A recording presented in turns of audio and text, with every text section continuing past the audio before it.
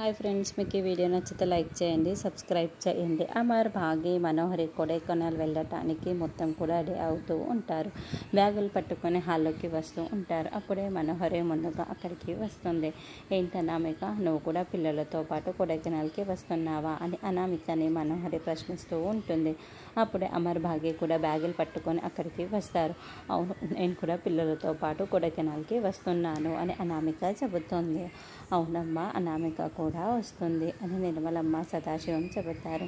పిల్లలకి హాలిడేస్ ఇచ్చినప్పుడు ఇక కేర్ టేకర్తో పని ఏముందా అంటే, అలాంటప్పుడు ఈ అనామిక ఇక్కడ కేర్ టేకర్గా ఉండాల్సిన అవసరం ఏముంది, కొడైకెనాల్కి రావాల్సిన అవసరం ఏముంది, కాబట్టి ఇక తనని ఇక్కడ నుండి పంపించేసేయండి అని మనోహరి అంటుంది. లేదు, నాకేమీ రెస్ట్ అవసరం లేదు, నేను పిల్లలతో పాటు కొడైకెనాల్ వస్తాను, పిల్లల్ని కేర్ టేకర్గా అక్కడికి వచ్చి చూసుకుంటాను, పెద్ద కష్టమేం కాదులే అని అనామిక అంటుంది. చూడు అనామిక, నీకు కష్టం కాకుండా కూడా నువ్వు రావడం నాకు కూడా ఇష్టం లేదు, కాబట్టి నీ అవసరం మాకు లేదు అనిపిస్తుంది.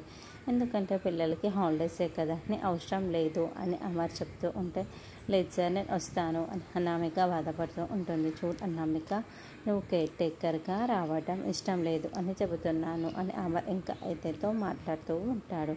దాంతో అనామిక చాలా బాధపడుతూ చూస్తూ ఉంటే భాగ్య కూడా అనామిక వైపుకు చూస్తూ బాధపడుతూ ఉంటుంది. మనోహరి మాత్రం చాలా చాలా సంతోషపడుతూ ఉంటుంది. మరి చివరిగా భాగ్య పిల్లలు ఇద్దరూ కలిపి చెప్తే అనామిక రావటానికి ఒప్పుకుంటాడు. అందరూ కలిసి కొడైకెనాల్కి వెళ్తారా అన్నది నెక్స్ట్ ఎపిసోడ్.